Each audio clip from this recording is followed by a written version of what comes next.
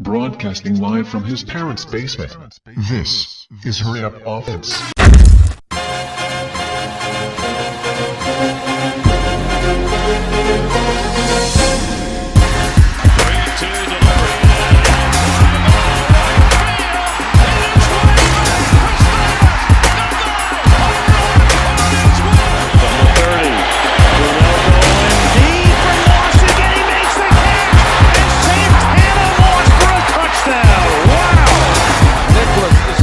With 2 seconds.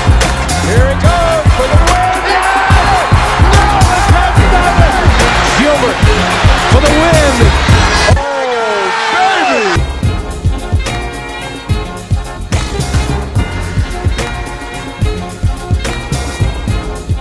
Hello and welcome to another episode of Hurry Up Offense. I'm Sean Pelletier. Now I know I usually broadcast from my parents' basement, my intro even says it, but the weather's getting a little cold outside, I'm getting a little depressed. So today let's go to the beach. We're gonna go here. Yeah, it looks nice. It's probably somewhere I picked off Google. So thank you, Google, for that. So we're at the beach. Sean, that doesn't even look real. Go with it. So first I'd like to start the show off by going, woo! How about them Orioles? Are you kidding me? We just swept 3 Cy Young winners in a row? Like, I feel like an idiot. Last week, I came onto this show and picked the Tigers in 4. The Tigers didn't even win 1. So I feel dumb, but at the same time, I feel great. O's won. Boom. So let's start the show off talking about the Orioles. Did anyone... Alright, you can give me all the crap you want. I'm giving myself crap for picking the Tigers in 4. But did anyone assume that the Orioles would somehow sweep 3 Cy Young winners in a row? Did anyone see that coming? If you did, go shoot yourself because you're lying. That's not true. You're a liar. The O's, I guess when I'm picking games, I didn't take into consideration the whole magic aspect of it because there's 2 teams left in the playoffs right now that are playing with a lot more than the skill and talent they have on their team, and that's the Orioles and the Royals. 2 teams that aren't usually here. And for whatever reason, they have their cities behind them, and they just have some kind of mojo or some playoff mojo that's helping them win these games. I don't know. It's crazy, but I honestly didn't take that into consideration when I was picking the games, and I picked, it's weird. I picked with my head with this game, and with the other games, I picked with my heart. With the Royals against the A's, I thought the A's would win. I just wanted the Royals to win, so I picked them. So from now on, I'm just going to pick how I want to pick. I'm not going to be an idiot like I was last week. By the way, if you ever want to bet on games, don't listen to me. I went 0 for 4. All the teams that I said would be advancing to playoffs, they're not here anymore. The Nationals, gone. The Tigers, gone. That was my World Series. That ain't happening. Somehow the Dodgers, with Clayton Kershaw, lost twice. That's right, Kershaw lost twice. I think I came on the show and said last week that Kershaw was going to lose 1 of 2 to Wainwright, but he didn't even face Wainwright twice. And it wasn't even Wainwright that beat him. It's the 7th inning. That damn 7th inning. And for the Orioles, it was the 8th inning that they were just elite in. I don't know. It's a weird playoffs. It was crazy. The Royals went into extra innings like every game and somehow just kept winning. The 2 best records in baseball are gone. I don't know and I think the stat was that the best record in baseball has never been swept before, and that happened this year. So that just shows how crazy the playoffs already are. So let's just look ahead, and I don't know if you can hear, my voice is still kind of gone. I went to the game Friday, best baseball game I've ever been to in my life. I'd been to 9 straight losses. It looked like it was going to be number 10, and then Delmon Young, the man with a 300-pound face and a 210-pound body, laces a double down the left field, and we win the game. And my voice is still messed up from it somehow. I don't know. I don't know why it's doing this. But I'd like to look ahead now to the Orioles-Royals series, which I think is going to be a hell of a series, because they're kind of similar teams in the sense that they play baseball the right way defensively. They're both really good defensive teams. They both have really good bullpens. But on offense, they're complete opposites. The Orioles led the league in home runs, while the Royals were dead last. And then the Royals led the league in stolen bases, while the Orioles were dead last because they don't run on anybody. They don't even try to run. So I think it's going to be a really interesting series. One big question you have to ask yourself, does Chen make the starting rotation? The game that I went to Friday, he was dominant for the first, I think it was the first 4 innings. Then in the it was the first 3 innings. He gave up, I think, 1 hit before that. Then all of a sudden he just falls apart. And then the guy who I think that possibly could replace him in the rotation if Buck chooses to go this way is Kevin Gausman, who clearly has better stuff. It's just that he hasn't been here before. He's still a young kid. You don't know if you can trust him in the playoffs, but with how he pitched, I think, other than Delman Young, he was the MVP of that game because he kept us in it. And when everything looked bleak, he was just firing on all cylinders. He got a strikeout to end the inning like 3 times, which was incredible. So you gotta wonder if Buck's gonna choose to go with Gausman or Chen in that spot. I even think that you could possibly move up Bud Norris in the rotation and give Miguel Gonzalez a chance. So you could go with the 3 men there and then decide who the 4th is between Gausman and Chen. Ultimately, I think Buck's gonna go with Chen because he's known to go for his guys, and I know Gausman's his guy too, but he trusts his players. Chen's been there all year. Chen, I think, led the Orioles in wins, which was great. He was consistent all year. He was always there. So I think ultimately it's gonna be Wei-Yin Chen. But look for that. You never know. Gausman could still be the X factor and come out of the bullpen like he did if any pitcher's struggling, and you like that too. My prediction. I'm tempted to pick the Royals just because last time I picked the Orioles to lose, they ended up sweeping. But I honestly think the Orioles are going to win, and I think it's going to be in 5 games. Orioles in 5. Now let's go to the NL, where Clayton Kershaw just fell apart. But it wasn't like he was terrible the entire game. It's just 1 inning. It was the 7th inning. Something happened to him each game in the 7th inning, and he just fell apart. But I heard someone on MLB Network, and I wish I knew who it was because I'd call him out right now. But the MLB has never been known to be as quick to make a judgment as like NFL reporters. Like every single week of the season, Peyton Manning's reputation is on the line. Like a certain player is like, is he still the greatest of all time? The MLB usually don't see that. But for whatever reason, there was a guy on MLB Network who, after Kershaw lost the first game, someone asked him if he's still the best pitcher in the game, and he said no. And he also said, if I was to pick a left-handed pitcher in the playoffs, I would go with Madison Bumgarner, who pitches well in the playoffs. He's a great pitcher, but he isn't Clayton Kershaw. You can't just say because of 1 inning, really, that Kershaw isn't the best pitcher in the game and you wouldn't go with him. And I think that he had an excuse this past game. He was on 3 days rest. He had given up 1 hit in the first 6 innings. He was shut out. He was lights out, and no one was hitting him. And then in the 7th inning, he gives up 2 hits to start off the inning to the same guys that got the 2 hits the previous game. But he gave up 2 hits, and he was nearing 100 pitches. Now, if you're a manager and your pitcher gives up 2 hits to the beginning inning, and it's on his 100th pitch, what does your baseball wisdom tell you to do? You get him the hell out of there. But I think in this scenario, Kershaw's reputation of going deep into games, of being a dominant pitcher, actually hurt him, because then they left him in and he hangs 1 curveball, and all of a sudden it's 3-2 and the Dodgers are going home.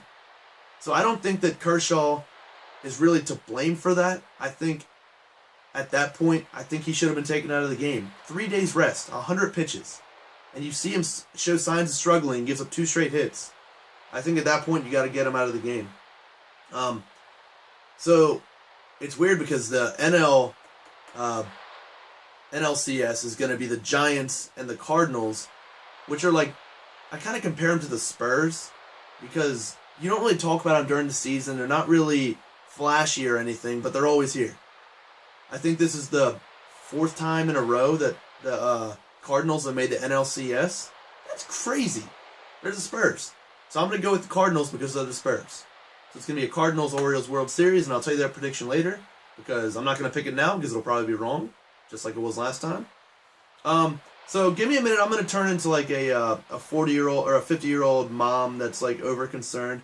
I think there's too much champagne being poured out at baseball games. Not that I'm like concerned that there's like where we need to save the champagne, but so the Royals have already done their champagne showers 3 times, and what have they've won 1 playoff series. They did the champagne in the locker room after they clinched the playoffs. They've done the champagne in the locker room after they won the wild card game, They've done the champagne in the locker room after the ALDS. I think that's something that needs to be saved for, like, you know, the World Series or something. Like, do it, like, once and then don't do it every series. It's just weird.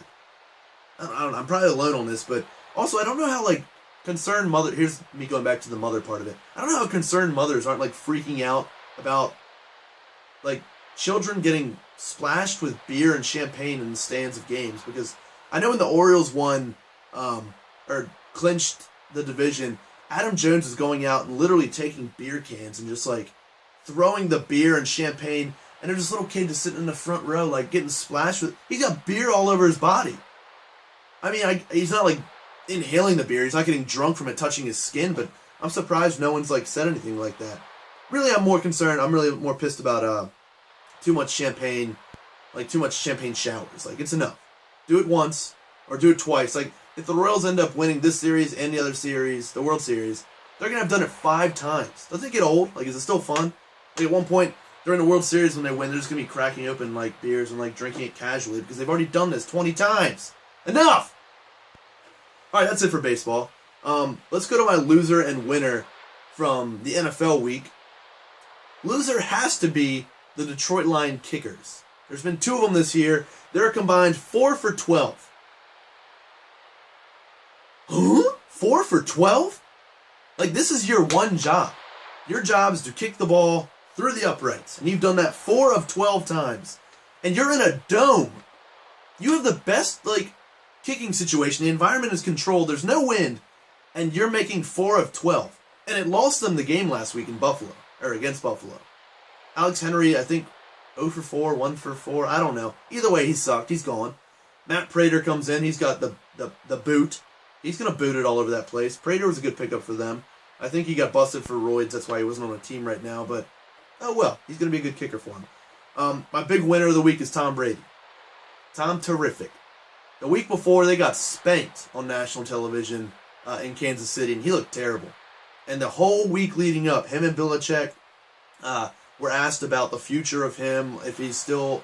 No, it's Tom Brady, all right? He's obviously lost a step or 12. He's lost a few steps. But he's still better than what they have. Jimmy Garoppolo, no one expected them drafting him this year. He's not going to be ready for a couple years. He's so raw. He's got a cannon, but he's raw. So let's everyone relax. It was one terrible game. Brady hasn't been played well this year, but it was cool seeing... I hate Tom Brady. I hate him. But seeing him come out there and show as much as emotion as he did and just whooping the Bengals' ass, that was cool to watch. So good for Tom Brady. I want to talk a little bit about the Redskins. I think it's weird that the Redskins have played as poorly as they have, and there hasn't been a media fire on them yet. And I think I know why. So, if you're a Redskins fan and you like baseball, odds are you're either going to be a fan of the Nationals or the Orioles. If you're smart, it's the Orioles. But whatever. Both those teams, until last night, because the Nationals lost, were in the playoffs. So, I know, in my opinion, I'm watching the Redskins lose, and I'm like, why do I care? Like, my other team, the team I like more, is in the playoffs, and they have a good chance of going deep. So why the hell do I give a shit about the terrible Redskins? Or for you guys, people who are offended, the Washington football team. No, it's the Redskins. Relax. Redskins. I think now that the Nationals are eliminated, you're going to see a lot more scrutiny on this Washington Redskins team who has gotten off pretty much scotch-free. No one really talks about them. Usually, the sports radio in D.C. is blowing up by now with the Redskins doing terrible. But these fans have had something else to keep their mind off it. And as soon as that runs out, Jay Gruden's going to be feeling a lot more of a hot seat in D.C. I don't think that... He's not going to get fired after 1 year. But he's going to start feeling why D.C. is not a great job. It's not a good football job to have. Everything you do is scrutinized. It's just not fun. And he's going to start seeing it now. He probably thinks like that it's not as bad as everyone told him it was. And I think that's because the baseball teams were doing so well. But now it's only one of them. And it's Baltimore, so I guarantee more of the Washington Redskins fans are probably Nationals fans because they jumped the ship because they're fake fans. But we'll see. We'll see if the Skins start getting a lot more pressure. They're just not a good team. I'm predicting 3 wins for them this year. They're not good. Their defense is terrible. D'Angelo Hall was a huge loss. A lot of people hated D. Hall. for whatever reason. He runs his mouth too much, but he's a hell of a player, and it shows how important he was to this team. So I did the show with no notes, and it probably showed. Don't make fun of me too much.